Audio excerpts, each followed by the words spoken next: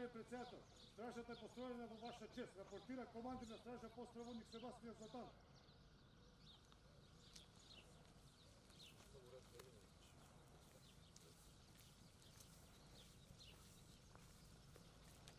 Войници и старейшини, здраво!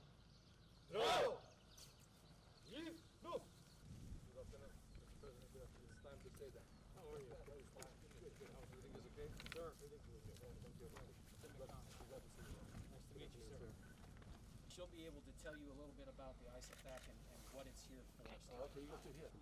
At this facility, we have the ability to shelter 70 humans.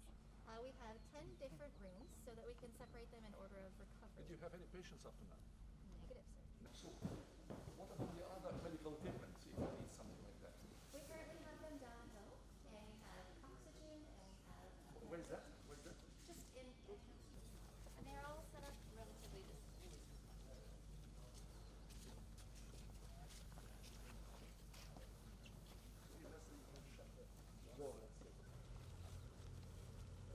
Внимание! Господине председателе, старешините се подготвени за брифинг за активностите на Криволо. Накратко агендата ќе ве запознаеме општо за развојот на Криволок, ќе продолжи полковникот Јузим со реализираните проекти. Имаме месечни брифинзи на кои запознаваме министерката за одбрана и началникот на генералштабот за напредокот, достигнувањата и динамиката. Моментално се реализира при Криволо. Јас би се осврнал повеќе на развојните проекти на Министерството за одбрана заедно со армијата кои се за следниот период. Команда за операции, значи веќе 2 години ние интензивно работиме на подобрување на патната инфраструктура на армијските кои би биле за планирани за реализација за наредната година. Господине председателе, господи генерали, за должина 12 км. Купната должина на Риг Грозната, улицата околу армијскиот полигон Кривола е 62 км. The expert.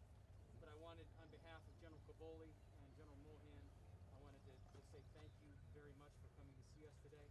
We are honored to be working side by side with our North Macedonian partners. And what is the path from Geneva here to Thessaloniki? No, we did not. We used some on rail, so by train, and then some we line hauled on the backs of contractors. Накратко за учесниците веќе е познато, покрај припадниците од нашата армија, основната порака е промоција на интероперабилноста. Веќе спомена и командантот на командата за обука